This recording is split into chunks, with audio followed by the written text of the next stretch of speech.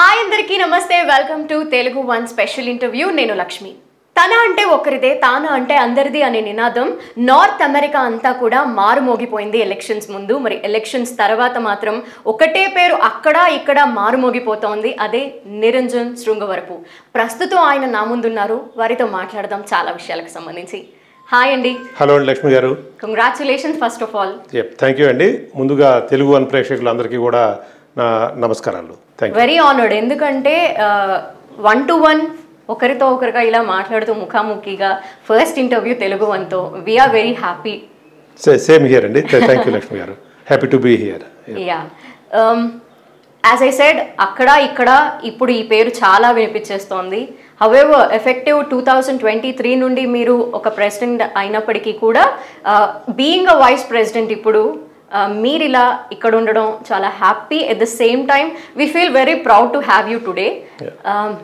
ఎలా అనిపిస్తోంది మీ విన్నింగ్ అనేది చాలా క్రూషియల్ అయిపోయింది అప్పుడు అవునండి అందరికీ తెలిసినట్లుగానే తానాలో ఈ టర్మ్లో ఎలక్షన్స్ రావడం దానిలో నాతో పాటు ఒక మెంబర్స్ అందరూ కూడా ప్రతి పొజిషన్కు కూడా తానాలో ఎలక్షన్స్ జరిగినాయి దాని రిజల్ట్స్ May 31, 2021లో రావడం ఆ రిజల్ట్స్లో మా ప్యానల్ ఎంటైర్ ప్యానల్ స్వీప్ చేయటం జరిగింది దాని ద్వారా ఆ మీడియాలో జరిగినటువంటి పబ్లిసిటీ కావచ్చు ఆరు తానా చేసేటువంటి సేవా కార్యక్రమాలు TANA world largest and biggest organization సహజంగానే తానా ఎలక్షన్స్ అనగానే అందరిలో కొంత ఉత్సాహం ఉంటుంది బట్ ఈసారి ప్రతి పొజిషన్కి అందరూ కనెక్ట్ కావడం ఎలక్ట్ కావడంతో ఈ తెలుగు రాష్ట్రాల్లోనే కాకుండా ప్రపంచవ్యాప్తంగా ఈ ఎలక్షన్స్ గురించి తెలుగు వాళ్ళలో ఒక చర్చ అంటూ జరిగింది సో దానిలో మేము తన అంటే ఒక్కడిది తానా అంటే అందరిది అని చెప్పి మార్పు కోసం దేనికోసం అయితే మెంబర్స్ని అప్రోచ్ అయ్యామో ఆ మార్పుకి సహజంగానే సభ్యులు మద్దతు రావడం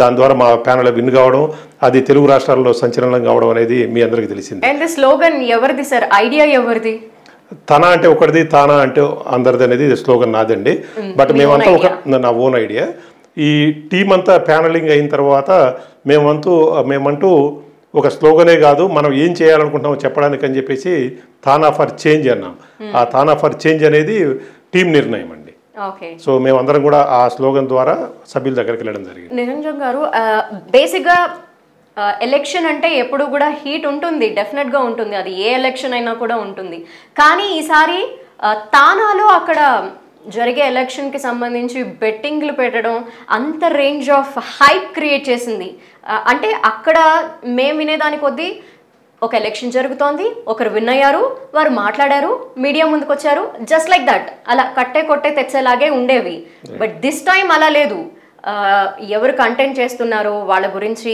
కంటిన్యూస్గా మేము వార్తల్లో వింటూనే ఉన్నాము అంత హైప్ క్రియేట్ అయిందంటే దేనివల్ల అనుకుంటారు మల్టిపుల్ రీజన్స్ ఉన్నాయండి ఇందాక చెప్పినట్టుగా తానా చేసే కార్యక్రమాల ద్వారా తెలుగు రాష్ట్రాలు కానీ తెలుగు ప్రజలందరికీ తానా సుపరిచితం కావడం ఒకటి తానా ప్రెసిడెంట్కి తెలియకుండానే పబ్లిక్లో ఒక ఇమేజ్ అంటూ ఉంది అంటే గత ప్రెసిడెంట్స్ అందరూ చేసిన వాళ్ళ వర్క్స్ కావచ్చు వాళ్ళు చేసిన కార్యక్రమాల వలన తానాకంటూ ఒక స్పెషల్ ఇమేజ్ ఉంది అలాగే ఈసారి అన్ని పొజిషన్స్కి కూడా సో ఎలక్షన్స్ అంటూ జరిగినాయి సో దీనివల్ల ఏమవుతుందంటే ప్రతి ఒక్కరికి వాళ్ళకున్న రిలేషన్స్ కావచ్చు ఫ్యామిలీ కావచ్చు వరల్డ్ వైడ్ తెలుగు వాళ్ళందరి మధ్యన తానా ఎలక్షన్స్ అనేది ఒక డిస్కషన్ టాపిక్గా మారింది అది ఒకటి రెండు మీరు అన్నట్టు బెట్టింగ్స్ అది ఆ కల్చర్ని తానా ఎప్పుడు ప్రమోట్ చేయలేదు బట్ కాకపోతే అన్ఫార్చునేట్గా ఏంటంటే ఎప్పుడైతే మీడియాలో దీని గురించి వార్తలు ఫ్రీక్వెంట్గా రావడంతో మన వాళ్ళు క్రికెట్ దగ్గర నుంచి ఏది వచ్చినా కూడా దాన్ని బిజినెస్గానే చూసే కొంతమంది ఒక సెట్ ఆఫ్ పీపుల్ ఉంటారు కాబట్టి అలాంటి పీపుల్ ఏదైనా చేసి ఉండొచ్చు కానీ తానా వరకు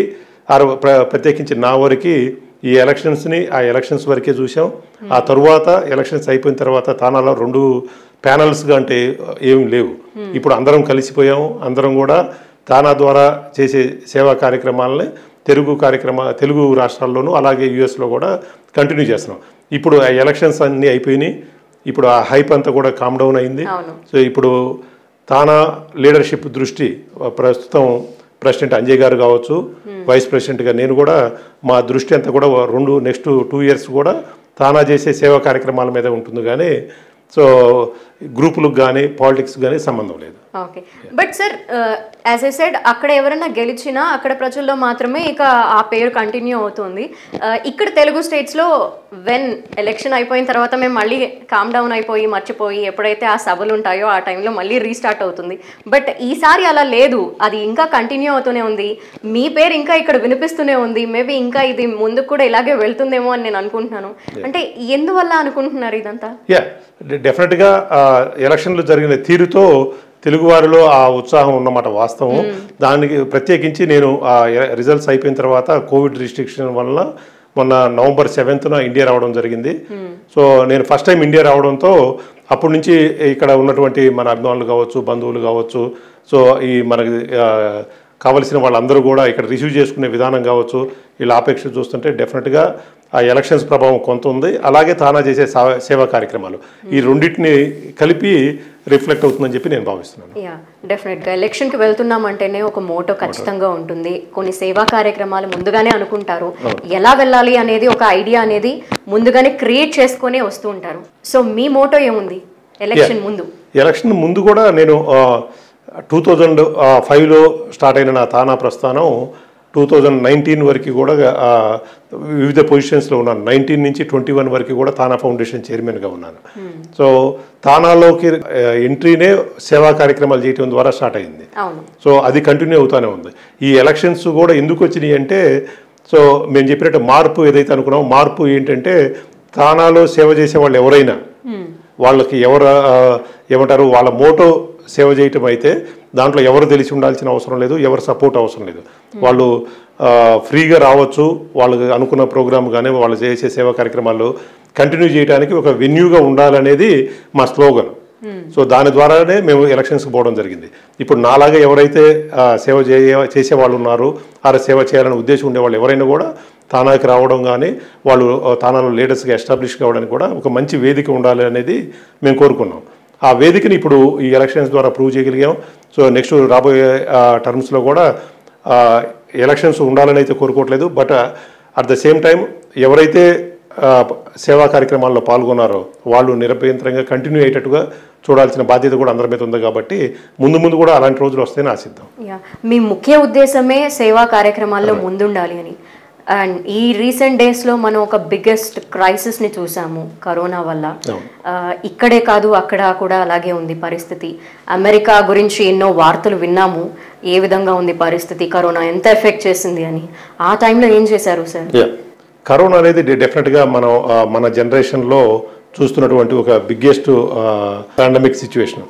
దానిలో సో మనకి తెలిసి మన ఫ్యామిలీలో కావచ్చు, మన ఫ్రెండ్స్ ఫ్యామిలీస్ కానీ ప్రతి ఒక్క ఫ్యామిలీని డైరెక్ట్గా ఇండైరెక్ట్గా చాలామందిని లూజ్ కావడం జరిగింది. అలాగే పాండమిక్ వల్ల చాలామంది చాలా రకాలుగా నష్టపోయారు.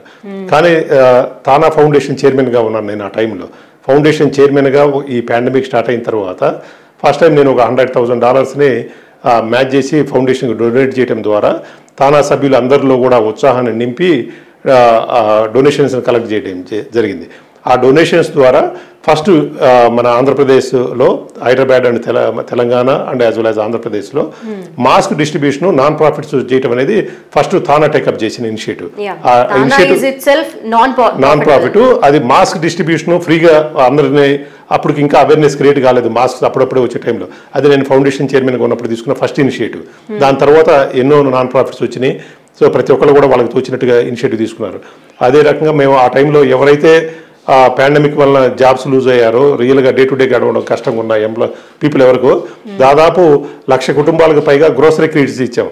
సో 500 రూపీస్ వర్త్ ఆఫ్ గ్రోసరీస్ని ప్యాకింగ్ చేసి సో 1,00,000కి పైగా కుటుంబాలకు డిస్ట్రిబ్యూట్ చేసాం. అలాగే మల్టిపుల్ నాన్ ప్రాఫిట్స్ దాదాపు 14 NGOలతో కలిసి ఫుడ్ డిస్ట్రిబ్యూషన్ చేసాం. ఇక్కడ విజయవాడ కావచ్చు, హైదరాబాద్ కావచ్చు, మన రిమోట్ విలేజెస్ శ్రీకాకుళం దగ్గర నుంచి అనంతపూర్ వరకు, ఈవెన్ ఖమ్మము రూరల్ ఖమ్మం దగ్గర నుంచి కూడా even day to day food కూడా డిస్ట్రిబ్యూట్ చేసాం. మన రీసెంట్గా సెకండ్ పాండమిక్ వచ్చినప్పుడు కూడా తానా దాదాపు 650 ఆక్సిజన్ కాన్సన్ట్రేటర్స్ని డైరెక్ట్గా ఇండియాకి షిప్ చేయడం ద్వారా ఇక్కడ ఈవెన్ సెకండ్ పాండమిక్ అప్పుడు కూడా తానా తన వంతు బాధ్యత పోషించింది. సో ఇప్పుడు నార్త్ వెస్టర్న్ మెడికల్ హాస్పిటల్స్ అని చెప్పేసి చికాగో బేస్డ్ బిగ్గెస్ట్ హాస్పిటల్స్, వాళ్ళు $3.5 million అంటే దాదాపు 25 కోట్ల రూపాయల వ్యయమైన కోవిడ్ రిలేటెడ్ మెడికల్ ఎక్విప్మెంట్ని మన తానాకు డొనేట్ చేయడం జరిగింది. అది నేను తానా ఫౌండేషన్ చైర్మన్గా ఉన్నప్పుడు వచ్చిన ఇనిషియేటివ్. అది 22 కంటైనర్స్లో మోస్ట్లీ ఈ డిసెంబర్ ఎండింగ్ అంతా కూడా ఇండియాకి రాబోతా ఉంది. వస్తే ఆ 22 కంటైనర్స్లో కూడా ఈ కోవిడ్ రిలేటెడ్ ఎక్విప్మెంటే ఉంది. ఇదన్నీ కూడా గవర్నమెంట్ హాస్పిటల్స్లో డిస్ట్రిబ్యూట్ చేయబోతా ఉన్నాం. ఇలాంటి కార్యక్రమాలు ఎన్నో తానా నేను ఫౌండేషన్ చైర్మన్గా ఉన్నప్పుడు, అలాగే ప్రస్తుతం ఉన్న అధ్యక్షులు ఫౌండేషన్ చైర్మన్స్ కూడా కంటిన్యూ చేస్తూ ఉన్నారు. Very happy the TANA took initiation. Pandemic టైంలో ఇలా ఇనిషియేషన్ తీసుకోవడం వల్ల ఎన్నో ఫ్యామిలీస్ అక్కడ హ్యాపీగా సర్వైవ్ అవ్వగలుగుతున్నాయి. అండ్ మరి వ్యాక్సినేషన్ అందరికీ కంప్లీట్ అయిపోయిందా సార్? బికాజ్ ఇప్పుడైతే నార్మల్ సిచ్యువేషన్ వచ్చింది అనుకుంటున్నాము ఎవ్రీవేర్. సో యుఎస్లో వ్యాక్సినేషన్ అనేది నాకు తెలిసి మన ఎస్పెషల్లీ ఇండియన్ కమ్యూనిటీ, తెలుగు కమ్యూనిటీలో అందరికీ అయిపోయినాయి. సో అందరూ ఆ ఏరియాలో క్లియర్గానే ఉన్నారు. బట్ ఇక్కడికి వచ్చేటప్పటికి మేము ఆ వ్యాక్సినేషన్ డ్రైవ్ కూడా పెట్టాలని ట్రై చేసాం. కానీ ఇక్కడ ఉన్న రిస్ట్రిక్షన్ల వల్ల కావచ్చు, వేరే ఇక్కడ ఆల్రెడీ కొంత గవర్నమెంటే దాన్ని ఇనిషియేటివ్ తీసుకోవడం వలన మేము ఇక్కడ వ్యాక్సినేషన్ డ్రైవ్ చేయలేకపోయాం. సో బట్ ముందు ఇప్పుడు ఇంకా సెకండ్ వేవ్, థర్డ్ వేవ్ అంటున్నారు, ఇంకా చూద్దాము. బట్ తానా ఫౌండేషన్ ఎల్లప్పుడూ కూడా ఇలాంటి ఇనిషియేటివ్స్తో ముందు ఉంటుంది. Okay, yeah, we would love to know about you in person. ఎందుకంటే మీరు ఇక్కడ వారు, అక్కడికి వెళ్ళి ఎన్నో గొప్ప పనులు చేస్తున్నారు. మాకు చాలా సంతోషం అది. సో మీ గురించి ఇన్ పర్సన్ తెలుసుకోవడంలో భాగంగా మీరు ఎక్కడ వారు, ఎలా అక్కడికి వెళ్ళారు అనే వివరాలు ఒక్కసారి. తప్పకుండా అండి. నేను కర్నూలు జిల్లా ఆళ్లగడ్డ తాలూకా సిరివెళ్ల మండలం రాజనగరం అనేది మా విలేజ్ అండి. అక్కడ నేను, మా ఫాదర్ పేరు వచ్చేసి శృంగవరపు సుబ్రహ్మణ్యం, మదర్ వచ్చేసి ఇంద్రావతి. లాస్ట్ 2 years బ్యాకే, before just pandemic lost her. So అక్కడ అంటే అప్ టు 10th grade వరకు మా విలేజ్లో ఉన్న హై స్కూల్లోనే చదువుకోవడం జరిగింది. తర్వాత ఇంటర్మీడియట్ వచ్చేసి మా పక్క విలేజ్ ఎర్రగుంట్ల అని చెప్పేసి, కర్నూలు దగ్గర ఎర్రగుంట్ల అనే విలేజ్లో ఇంటర్మీడియట్ పూర్తి చేయడం జరిగింది. ఆ తర్వాత ఇంజనీరింగ్కి వచ్చేసి బళ్ళారిలోనే విజయనగర్ ఇంజనీరింగ్ కాలేజ్. సో అక్కడ ఇంజనీరింగ్ చేయడం జరిగింది. ఇంజనీరింగ్ అయిపోయిన తర్వాత హైదరాబాద్ రావడం, ఇక్కడ కొన్ని రోజులు ఒక 2.5 years జాబ్ చేసిన తర్వాత 2000లో అమెరికా వెళ్ళడం జరిగింది. 2001 నుంచి కూడా నేను డెట్రాయిట్లోని డైమ్లర్ క్రైస్లర్ అనే కంపెనీలో ప్రోగ్రామర్ అనలిస్ట్గా చేరడం. అండ్ 2003 నుంచి మన own business, IT services business start చేశాను. తర్వాత 2005లో డెట్రాయిట్లో జరిగినటువంటి తానా మహాసభలు 2005లో జరిగింది. నేను వెళ్ళిన తర్వాత అక్కడ తానాలో ఉన్న మెంబర్స్ కావచ్చు, కమ్యూనిటీ పెద్దలందరితో కూడా తానాతో నా ప్రస్థానం స్టార్ట్ అయింది. ఇంకా ఆ రోజు నుంచి నేనున్న డెట్రాయిట్లోనే తానా లీడర్షిప్ అంతా ఉండడము.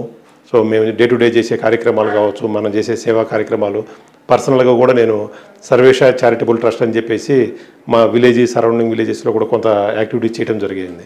సో వీటన్నిటికీ కూడా వ్యక్తిగతంగా చేసుకుంటూ వెళ్తే మనం చేసే సేవా కార్యక్రమాల వల్ల ఇంపాక్ట్ వచ్చేసి ఒక 5 కూడా ఉండొచ్చు, 10 మందికి ఉండొచ్చు, ఒక 50 మందికి ఉండొచ్చు. వ్యక్తిగతంగా చేస్తే ఇంకా గొప్పగా చేస్తే 100 మందికి ఉండొచ్చు.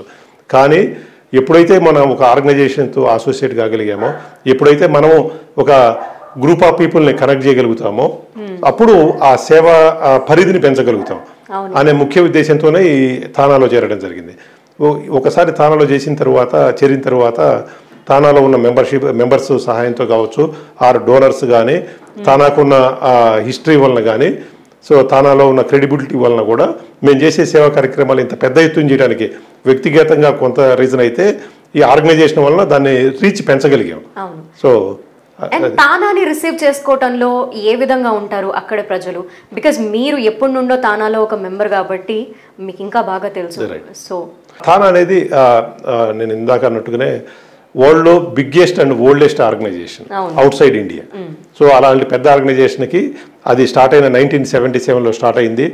ఈ పెద్దలు కాకర్ల సుబ్బారావు గారు స్టార్ట్ చేసినటువంటి మిగతా కమ్యూనిటీ పెద్దలందరూ కలిసి ఒక వరల్డ్లో తెలుగు వాళ్ళందరికీ ఒక అంబ్రెల్లా ఆర్గనైజేషన్ ఉండాలి అంటే, అప్పటి వరకు లోకల్ తెలుగు ఆర్గనైజేషన్స్ ఉన్నాయి. New York Telugu organization, Detroit Telugu organization and Chicago organisation.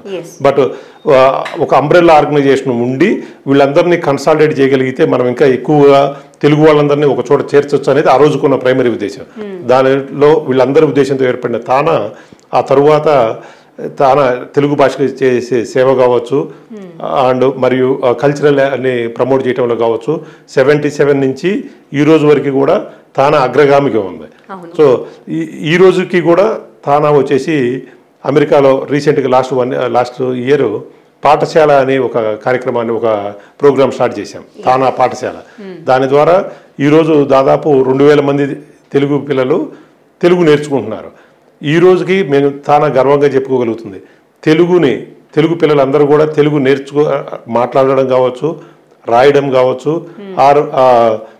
ఏమంటారు పలకడం కావచ్చు, ఇవన్నీ కూడా తెలుగు పిల్లలు ఈరోజు ఇంతమంది చేస్తున్నారంటే దాని వెనుక తానా కృషి చాలా ఉంది. సో ఇలాంటి కార్యక్రమాలు, అలాగే భాషతో పాటు సాంస్కృతిక లైక్ కూచిపూడి డ్యాన్స్ కావచ్చు, పద్మావతి మహిళా యూనివర్సిటీతో టైఅప్ అయి తానా కళాశాల అని ఇంకొక ప్రోగ్రామ్ తీసుకుంది. సో దాంట్లో ఏంటంటే మన మ్యూజిక్ ఆర్ట్స్ని ప్రమోట్ చేయడం అనేది కళాశాల ఇంపార్టెన్స్. సో ఈ రెండింటికి తానా సేవ చేయడంతో పాటు భాషా సేవ, సాంస్కృతిక సేవ, వీటన్నిటినీ చేసుకుంటూ ముందుకు వెళ్తా ఉన్నాం 77 నుంచి ఈ రోజు వరకు కూడా. అందువల్ల డెఫినెట్గా పీపుల్ ఆల్వేస్ తానాని రిసీవ్ చేసుకోవడం అంటే ఒకసారి తానాలో ఇన్వాల్వ్ అయిన దగ్గర నుంచి చూసినా ఎవరి ద్వారా విన్నా తప్పకుండా అమెరికాలో ఉన్న తెలుగు వాళ్ళందరూ గుర్తించగలిగిన ఇన్వాల్వ్ అవుతున్న సంస్థ తానాని గర్వంగా చెప్పగలుగుతాం. ఎన్నో ఆర్గనైజేషన్స్ వచ్చి కూడా తానానే ఇంత గొప్పగా నిలబడింది అంటే ఏంటంటారు? వాటికి వీటికి తేడా ఏంటి? ఎందువల్ల అవి నిలబడలేకపోయాయి? దానికి ఒక సింపుల్ ఎగ్జాంపుల్ అండి. మొన్న జరిగిన ఎలక్షన్సే, తానాలో ఎలక్షన్స్ ఎందుకు జరిగినాయి అంటే ఈ పొజిషన్స్కి ఉన్న రెస్పెక్ట్. తానాలో ప్రెసిడెంట్ కావచ్చు, ఎగ్జిక్యూటివ్ మెంబర్ కావచ్చు, ఎవరైనా కూడా సో కమ్యూనిటీలో వాళ్ళకి వచ్చే రెస్పెక్ట్ అనేది మోర్ ఇంపార్టెంట్. ఆ రెస్పెక్ట్ ఎందుకు వచ్చింది అంటే తానా చేస్తున్నటువంటి సేవా కార్యక్రమాల వల్ల.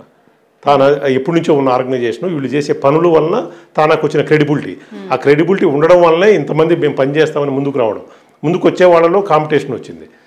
దాన్ని బట్టే చూడొచ్చు తానాకి ఎంత విజిబిలిటీ ఉంది, తానా చేసే కార్యక్రమాల పరిధి ఎంత ఉందనేది.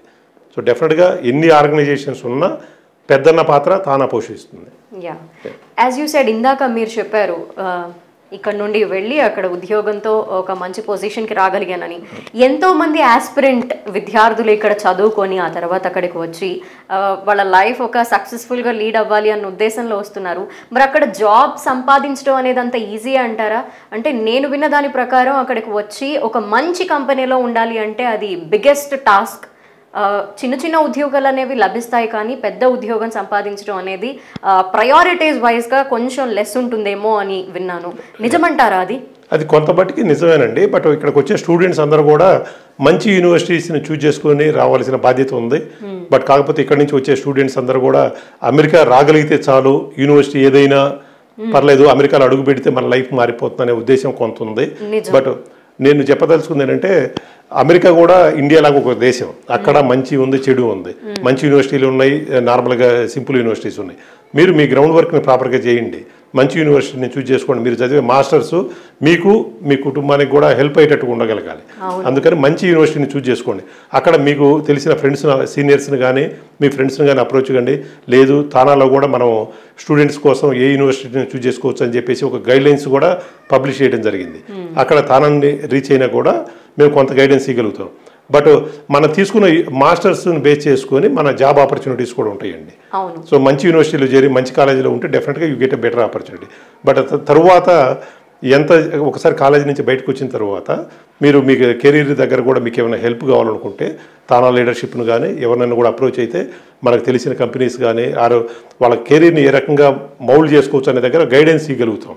దాని ద్వారా వాళ్ళు ఏం చేయొచ్చు, చేయకూడదో డిసైడ్ చేసుకునే అవకాశం వాళ్ళకి కలుగుతుంది. తానా ఇలాంటి వాళ్ళకి హెల్ప్ చేస్తూ వస్తుందా? తానాకి ప్రతి సిటీలో కూడా వాలంటీర్స్ ఉన్నారండి. ఏ సిటీలో, తానాలో అమెరికాలోని ఏ సిటీకి వెళ్ళినా కూడా తానా మెంబర్స్ కావచ్చు, తానా వాలంటీర్స్ కావచ్చు, ప్రతి సిటీలో ఉన్నారు. వాళ్ళకి ఆ సిటీ గురించి క్షుణ్ణమైన అవగాహన ఉంది. ఆ యూనివర్సిటీ కావచ్చు, కంపెనీస్ కావచ్చు, వాళ్ళకి కావాల్సిన బేసిక్ హెల్ప్ కావచ్చు, ఇలాంటివన్నీ ఉన్నాయి. అందుకని ఇక్కడి నుంచి తెలుగు రాష్ట్రాల నుంచి వచ్చే యువత ఎవరైనా కూడా వాళ్ళకి ఉన్న ఫ్రెండ్స్ వాళ్ళు ఉండి హెల్ప్ తీసుకోగలిగితే బెటరు. లేదనుకుంటే తానాని అప్రోచ్ అయితే డెఫినెట్గా మన తానాకి ఇప్పుడు ఈవెన్ రీసెంట్గా మేము కొన్ని ఎగ్జాంపుల్ చూసాం.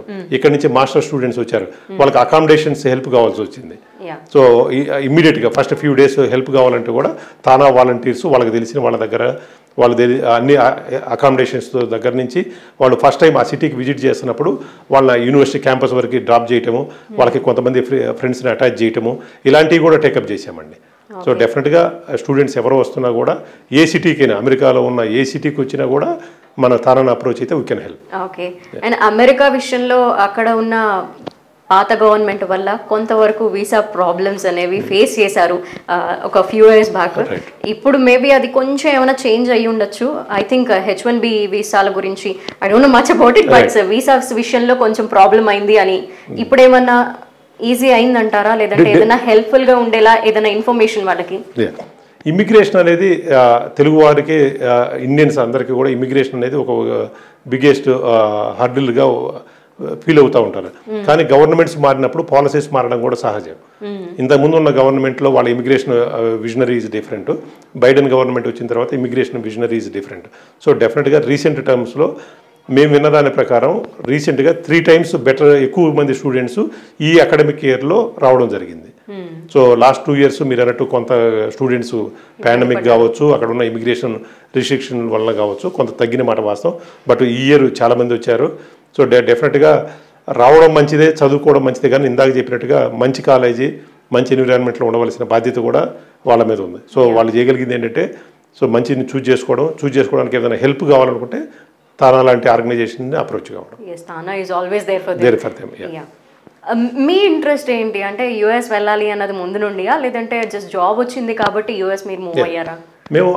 నేను 2000లో యుఎస్ వెళ్ళాను. అప్పుడు నోటీస్ చేసిన దాని ప్రకారము Y2K ప్రాబ్లం అనేది అప్పట్లో ఉన్న 98 నుంచి 2000 వరకు కూడా కంప్యూటర్ బూమింగ్ టైం. ఆ టైంలోనే కంప్యూటర్స్ యుఎస్ వెళ్ళే వాళ్ళ అవకాశాలు ఎక్కువగా రావడము. మేము చదువుకునేటప్పుడు మాకు యుఎస్ వెళ్ళాలన్న ఆలోచన ఏం లేదు. సో బట్ తర్వాత Y2K బూమ్ రావడం, నాతో పాటు చదువుకున్న చాలామంది కూడా అమెరికా వెళ్ళడంతో మనం కూడా అనుకోకుండా అమెరికా వెళ్ళడం జరిగింది. మనం దీని గురించి ప్లాన్ చేసి కాదు, వెళ్ళాలనే ఉద్దేశంతో కాదు. బట్ ఆ టైంలో అందరూ వెళ్తూ ఉన్నారు. నేను కూడా రవిశంకర్ గారి దగ్గర జావా కూడా నేర్చుకున్నాను, అది ఇందాక కూడా చెప్పాను. సో ఆ టైంలో Java and mainframes are the two. Java is upcoming technology that time. So Java and mainframe courses ఉన్నాయి. సో అనుకోకుండా అందరితో కలిసి అమెరికా వెళ్ళడం జరిగింది. ఓకే. వెళ్ళిన తర్వాత ఇనీషియల్గా మీరు ఏదైనా ఫేస్ చేశారా ప్రాబ్లమ్స్? డెఫినెట్గా నేను వెళ్ళిన టైంకి మార్కెట్ Y2K ప్రాబ్లం అయిపోయిన తర్వాత మార్కెట్ కండిషన్స్ బాగాలేవు. సో బాగాలేనప్పుడు మేము అనుకున్నట్టు జావాకి కూడా జాబ్స్ లేనటువంటి పరిస్థితి, మెయిన్ ఫ్రేమ్స్ కూడా డల్ అయినాయి. అందుకని ఫస్ట్ జాబ్ రావడానికి దాదాపు ఒక 6 months టైం పట్టింది ఆ రోజుల్లో. ఫస్ట్ ఆ తర్వాత అంతలోనే ఇమీడియట్గా 9/11 అటాక్ రావడం. సో దాని తర్వాత మార్కెట్ కండిషన్స్ ఇంకా డ్రాప్ అయినాయి. బట్ లక్కీగా నేను 2001లో ఆఫ్టర్ September 11th అటాక్ తర్వాత ఇమీడియట్గా డైమ్లర్ క్రైస్లర్ అనే కంపెనీలో జాయిన్ కావడం. సో ఆ రోజు నుంచి నా డెట్రాయిట్ ప్రస్థానం కూడా స్టార్ట్ అయింది. ఆ రోజు నుంచి ఈ రోజు వరకు ఎప్పుడు నేను మా సొంత విలేజ్లో ఎన్ని రోజులు ఉన్నానో డెట్రాయిట్ అదే ప్లేస్లో. సో ఆ రోజు నుంచి ఈ రోజు వరకు కూడా అక్కడే ఉన్నాం. సో లక్కీగా విత్ గాడ్స్ గ్రేస్ మనకు అంత ప్రాబ్లమ్స్ అయితే రాలేదు. But I have seen lot of people who struggle lot during that period. తర్వాత కూడా 2007-8లో కూడా ఇంకొక బబుల్ చూసాం. అప్పుడు మార్కెట్ కండిషన్స్ వరస్ట్గా ఉన్నాయి. సో ఎక్కడైనా కూడా సహజం ఒడుదుడుకులు అనేది, జాబ్ మార్కెట్ అనేది కూడా. ఈరోజు చూసుకుంటే అమెరికాలో job market is booming. Like ఎంత బూమింగ్ లో ఉందో అలాగే రెసెషన్ అనేది కూడా ఫాస్ట్ గా అమెరికాలోనే వస్తుందని వింటున్నాం. బికాస్ ఎన్నో ప్లేసెస్ లో అంటే అనేక కంట్రీస్ లో మన తెలుగు వాళ్ళు చాలా మంది ఉన్నారు. అయినప్పటికీ అమెరికాలో వచ్చేంత సంక్షోభం వేరే వేరే కంట్రీస్లో అంత ఫాస్ట్గా చూడలేము. ఆ సంక్షోభం వల్ల ఇబ్బందులు అనేవి అందరికీ కామన్ అయ్యాయి. సడన్గా జాబ్ మానేయడం, జాబ్ పోవడం అనేది అక్కడ చాలా కష్టమైన విషయం. వెరాజ్ ఇండియాలో ఎలా అయినా బతికేయచ్చు అన్న కాన్ఫిడెన్స్ ఉంటుంది, కానీ అక్కడంటే చాలా కష్టం. ఇలాంటి క్రైసిస్ అనేవి అక్కడ ఫ్రీక్వెంట్ గా చూస్తూ ఉంటారు కదా. నేను పోయిన తర్వాత 2 times చూశానండి రిసెషన్ పీరియడ్. నేను చెప్పినట్టుగా 2001 నుంచి 2003 వరకు రిసెషన్ చూశాను. అలాగే 2008 పీరియడ్లో కూడా రిసెషన్ చూశాను. అమెరికాలో రిసెషన్ ఎట్లా ఉంటుందంటే మేము చాలా స్టోరీస్ విన్నాం, మనకు తెలిసిన వాళ్ళు కూడా. వాళ్ళు everything they take a loan and they by the home or car what ever you say. But ఒకసారి రిసెషన్ స్టార్ట్ అయితే డే టు డే లైఫ్స్ కూడా టఫ్ అయిపోతాయి. ఆ రోజుల్లో కార్లలోనే ఎయిర్పోర్ట్లలోనే కార్లు వదిలేసి ఇండియాకి వచ్చిన సందర్భాలు కూడా మేము చాలా మందిని చూసాం. సో బట్ కాకపోతే ఇప్పుడు కండిషన్స్ మారినాయి. సో ఇప్పుడు వచ్చే వాళ్ళు కూడా మనం జాగ్రత్తగా ఉండకపోతే సో రిసెషన్ అనేది ఎప్పుడు హిట్ అయినా కూడా కొంచెం ఇబ్బందికరమైన సిచ్యువేషన్ ఉంటుంది. అందుకనే మన ఇండియన్స్కి మన మైండ్లోనే ఉంటుంది, సేవింగ్ మెథడ్స్ ఉంటాయి. మనం వచ్చింది ఏ రోజు కూడా కంప్లీట్గా ఖర్చు పెట్టాము. సో ఆ బేసిస్ మీదే మనం ఆ రిసెషన్ ఎప్పుడు వస్తుందో తెలియదు. బట్ ఇప్పటికైతే మార్కెట్ కండిషన్స్ బాగున్నాయి. వచ్చినప్పుడు కూడా దాన్ని తట్టుకునేటట్టుగా నిలబడగలగాలి. సో అలాంటి కండిషన్స్ని మనం ఇండివిజువల్గా ఇంప్రూవ్ చేసుకోవాల్సిన అవసరం ఉంది. ఓకే, మీ ఫ్యామిలీ గురించి ఒకసారి తెలుసుకోవాలనుకుంటున్నాను. తప్పకుండా అండి. నేను ఇక్కడ మా ఫాదర్ వచ్చేసి సుబ్రహ్మణ్యం గారు అని చెప్పాను, ఇంద్రావతి అని చెప్పాను. మేము ముగ్గురు అన్నదమ్ములము. తర్వాత నేను 2001లో అమెరికా వెళ్ళిన తర్వాత 2003లో మా మ్యారేజ్ అయింది. వైఫ్ వచ్చేసి స్వర్ణ ఉయ్యూరు. సో 2 కిడ్స్ ఉన్నారు, సర్వేష 9th గ్రేడర్ అండ్ అబ్బాయి వచ్చేసి సౌరీష్ 4th గ్రేడర్. వాళ్ళిద్దరు కూడా అమెరికాలో పుట్టి పెరగడం, వాళ్ళు ఈరోజు అక్కడే స్కూలింగ్ కూడా జరుగుతూ ఉందండి. ఓకే, వాళ్ళకి తెలుగు ఎంత ప్రయారిటైజ్ చేస్తూ ఉంటారు, వాళ్ళు ఎలా ఉంటుంది తెలుగు విషయంలో? నేను గర్వంగా చెప్పగలుగుతాను, మా అమ్మాయి ఈరోజు తెలుగు మాట్లాడుతుంది, తెలుగు రాస్తుంది, తెలుగు చదువుతుంది. సో అబ్బాయి ఇప్పుడే ఆ ప్రాసెస్లో ఉన్నాడు. ఇంకా అంత కాన్ఫిడెంట్ కాదు కానీ బట్ డెఫినెట్గా వాళ్ళకి తెలుగు మీద మంచి కమాండ్ ఉందని అయితే నేను చెప్పగలుగుతాను. ఓకే, మీరు అక్కడ ఎన్నిక జరగటం, మీరు ఎలెక్ట్ అవ్వటం అనేది జరిగిన వెంటనే మీరు పుట్టి పెరిగిన ప్రాంతానికి ఏదో ఒకటి చేయాలి అన్న ఉద్దేశం మీ మనసులో ఉంది ఎప్పటి నుండో అని, ఇక్కడ ఏదో ఒకటి చేయాలని తలపించారు. సో మీరు ఇక్కడ రాగానే చేసిన ఫస్ట్ పని ఏంటి? ఇప్పుడు అమెరికా మొన్న జరిగినట్టు తానా ఎలక్షన్స్కి ముందు కూడా మేము సొంత ప్లేసెస్లో కర్నూలు డిస్టిక్లో కూడా కొన్ని చారిటీ యాక్టివిటీస్ చేసాం. కాకపోతే ఇప్పుడు ప్రెసిడెంట్గా ఎలక్ట్ అయిన తర్వాత ఆ బాధ్యత కొంత ఎక్కువగా ఉంది. ఎస్పెషలీ తానా యాక్టివిటీస్ ఎక్కువ కూడా కొంతమంది అపోహ ఏంటంటే కొన్ని పర్టికులర్ డిస్ట్రిక్ట్స్లోనే జరుగుతున్నాయి, అన్ని చోట్ల జరగట్లేదు అనేది ఉంది. బట్ కాకపోతే ఇప్పుడు ప్రెసిడెంట్గా నేను కర్నూలు డిస్టిక్ నుంచి ఉన్నాను కాబట్టి చేసే కార్యక్రమాల్లో వ్యక్తిగతంగాను ఆర్గనైజేషన్ గాను కొన్ని ఎక్కువగా కర్నూలు జిల్లాలో చేయవలసిన అవసరం అయితే ఉంది. డెఫినెట్గా నేను వచ్చిన తర్వాత కూడా 1-2 బాలోత్సవం అని చెప్పేసి కర్నూలులో ప్రతి సంవత్సరం కండక్ట్ చేద్దాము, కల్చరల్ యాక్టివిటీస్ని డిస్టిక్లో ప్రమోట్ చేయాలని ఒక నిర్ణయం తీసుకోవడం జరిగింది. అలాగే సో కర్నూలు మెడికల్ హాస్పిటల్ దగ్గర తానా అన్నపూర్ణ అని చెప్పేసి రీసెంట్గా ఒక ప్రాజెక్ట్ స్టార్ట్ చేయడం జరిగింది. తానా ఫౌండేషన్ చైర్మన్ వెంకటరమణ యార్లగడ్డ గారు తీసుకున్న తర్వాత దాని ద్వారా విజయవాడ గవర్నమెంట్ హాస్పిటల్ దగ్గర ప్రతిరోజు ఒక 200 పీపుల్కి హాస్పిటల్కి వచ్చే పేషెంట్ కానీ పేషెంట్కి హెల్పర్ కానీ 200 మందికి ప్రతిరోజు ఫ్రీగా మీల్స్ డిస్ట్రిబ్యూట్ చేయడం జరుగుతుంది. అలాగే గుంటూరు మెడికల్ హాస్పిటల్ దగ్గర జరుగుతుంది. సో తొందరలోనే కర్నూలు మెడికల్ హాస్పిటల్ దగ్గర కూడా అలాంటి కార్యక్రమాన్ని ఏర్పాటు చేయాలని చెప్పేసి నిర్ణయం తీసుకోవడం జరిగింది. ఆ ప్రోగ్రామ్తోనే మేము కర్నూలులో యాక్టివిటీ స్టార్ట్ చేయబోతున్నాం. ఓకే, మీది కర్నూలు కాబట్టి కర్నూలు మాత్రమే కాకుండా అన్ని ప్లేసెస్ని ఈక్వల్గానే ట్రీట్ చేస్తున్నారు. తప్పకుండా అన్ని ప్లేసులు జరుగుతూ ఉన్నాయి ఆల్రెడీ. సో అలాంటి ప్రోగ్రామే ఈ జిల్లాలో కూడా చేయాలని చెప్పేసి ఉద్దేశం. మీకు ఏదైనా ఉండేదా, మీరు పుట్టి పెరిగిన ప్రాంతానికి ఇది పర్టికులర్గా చేయాలి, నేనున్న టైంలో ఇది మిస్ అయింది కాబట్టి ఇప్పుడున్న వాళ్ళు అది మిస్ అవ్వకూడదు అనే ఫీలింగ్ ఏదైనా ఉందా? డెఫినెట్గా ఉందండి. మెయిన్గా ఏంటంటే career youth empowerment and as well as the career guidance. So Kurnool జిల్లా నేను చూసిన అట్మాస్ఫియర్లో కెరీర్ గైడెన్స్ అనేది ఆ రోజుల్లో లేనిటువంటి సందర్భం. కానీ ప్రస్తుతం యువత పెరిగింది, విద్యా అవకాశాలు ఉన్న కెరీర్ గైడెన్స్లో కొంత వెనుకబడి ఉన్నారు. సో డెఫినెట్గా మనం నాట్ ఓన్లీ కర్నూలు డిస్ట్రిక్ట్, ఇక్కడ అమెరికా పోవడంతో పాటు ఏ కంట్రీకి వెళ్ళినా ప్రాపర్ గైడెన్స్ ఉంటే దే కెన్ డూ మిరాకిల్స్ అని నేను బిలీవ్ చేస్తాను. అలాంటి గైడెన్స్ తీసుకునే దగ్గర తానా మంచి ప్రోగ్రాంలు టేకప్ చేయాలి, దాంట్లో నేను భాగస్వామ్యం కావాలని కోరుకుంటున్నాను. ఓకే, మరి అక్కడ విషయానికే తీసుకుంటే ఎన్నో సాంస్కృతిక కార్యక్రమాలు కావచ్చు, ఎన్నో అభివృద్ధి కార్యక్రమాలు కావచ్చు, అవన్నీ జరుగుతున్నాయి. We are happy for that. But ఒక విషయం అయితే కంప్లైంట్ చేస్తాను, మిస్సింగ్ తానా సభలు. దాని గురించి ఏదో ఒక అప్డేట్ వస్తుందని ఎంత వెయిట్ చేస్తున్నామంటే లిటరల్లీ వీఆర్ మిస్సింగ్ ఇట్. డెఫినెట్గా మీతో పాటు మేము కూడా మిస్ అవుతున్నాము. సో ఈ 2021 జూలై 4న ఫిలడెల్ఫియాలో తానా కన్వెన్షన్ జరగవలసి ఉండింది.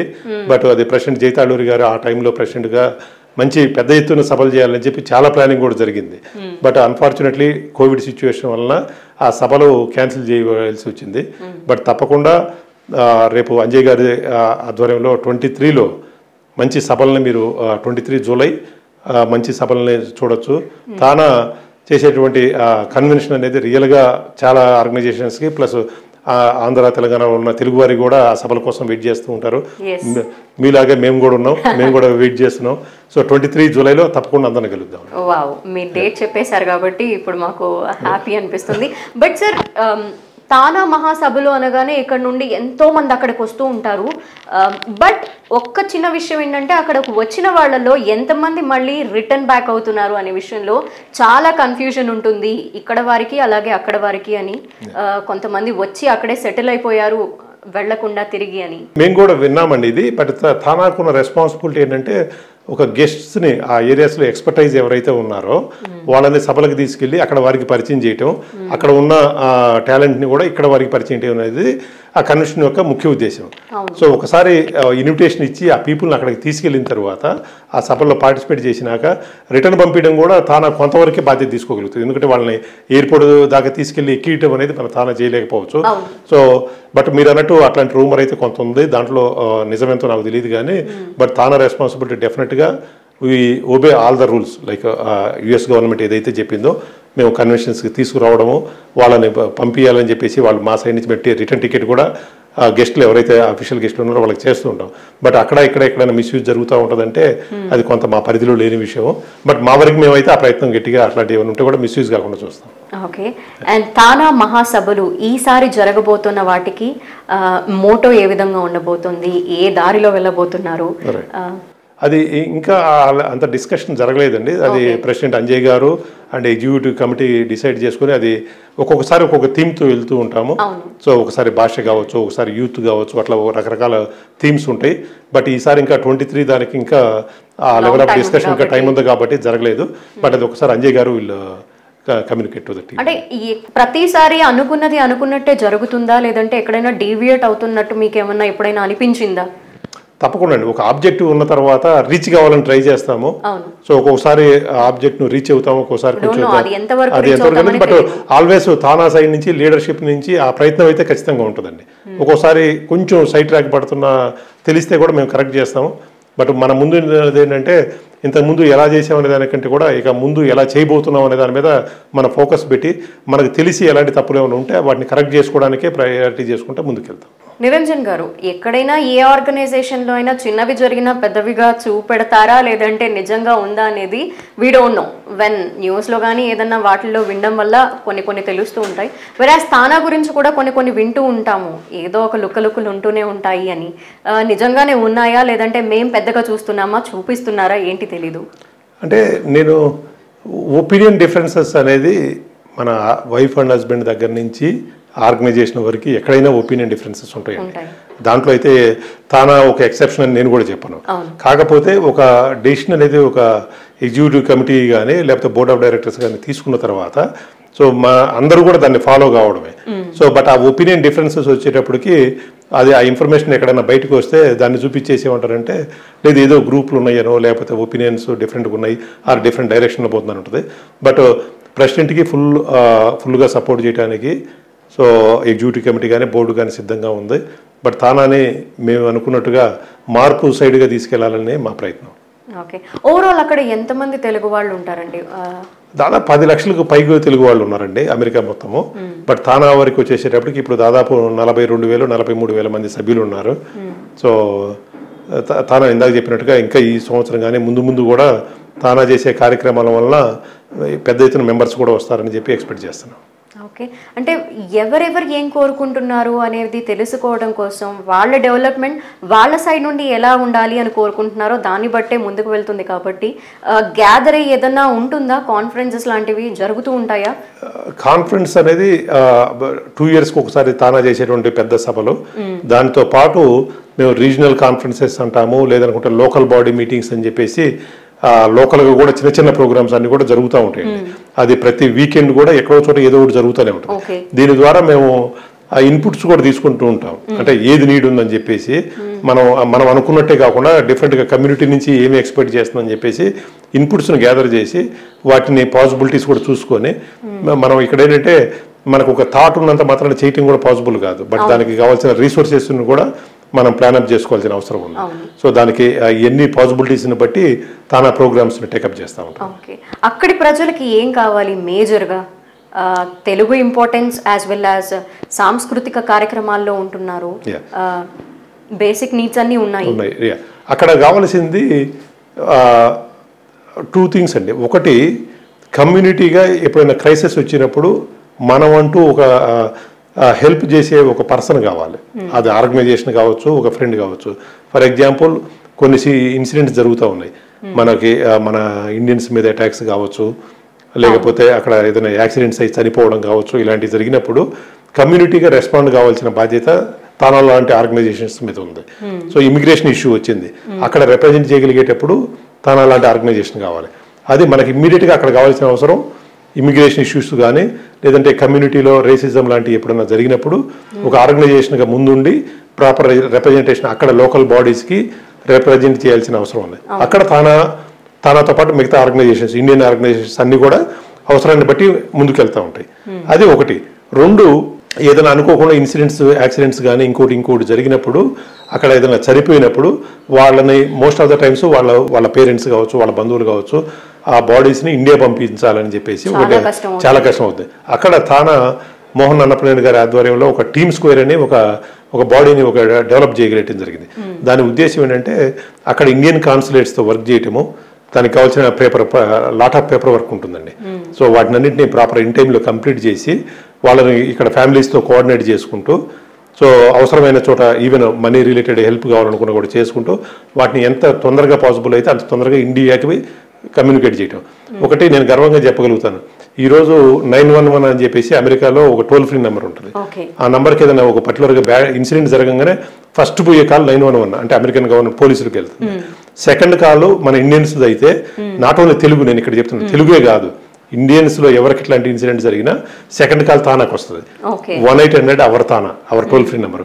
దానికి వచ్చేసి వాళ్ళ నెక్స్ట్ ప్రాసెస్ ఎట్లా మేము ఇండియాకి పంపించాలంటే ఏం చేయాలని చెప్పేసి ఇండియన్ మనల్ని హెల్ప్ అడగడం జరుగుతుంది.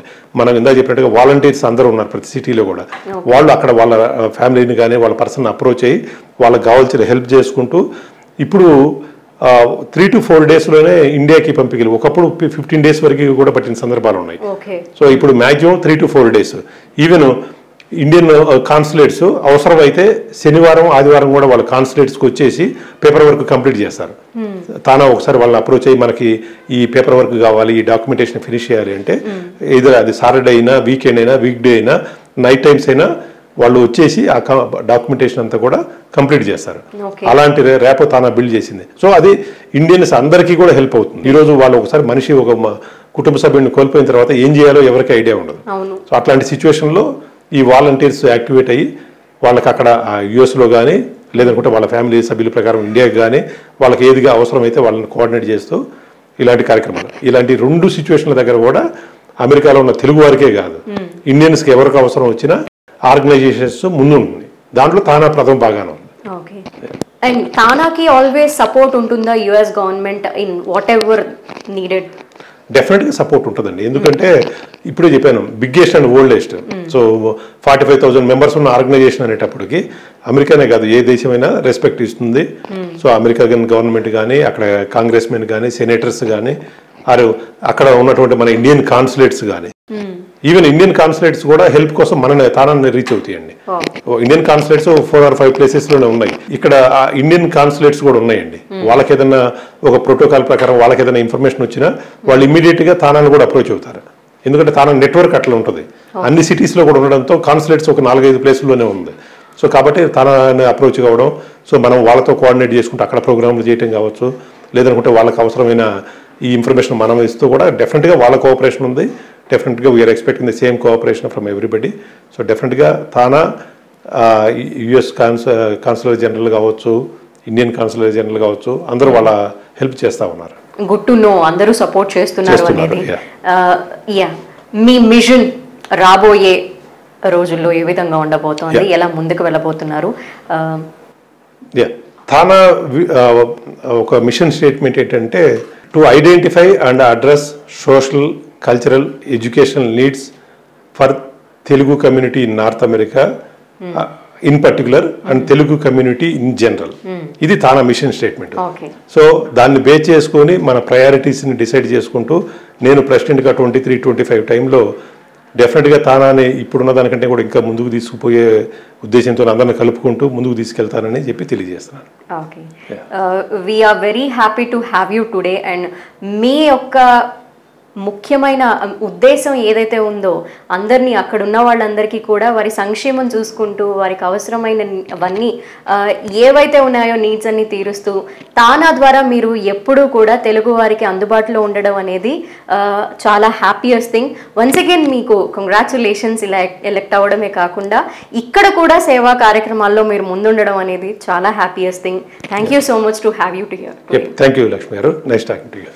Thank you.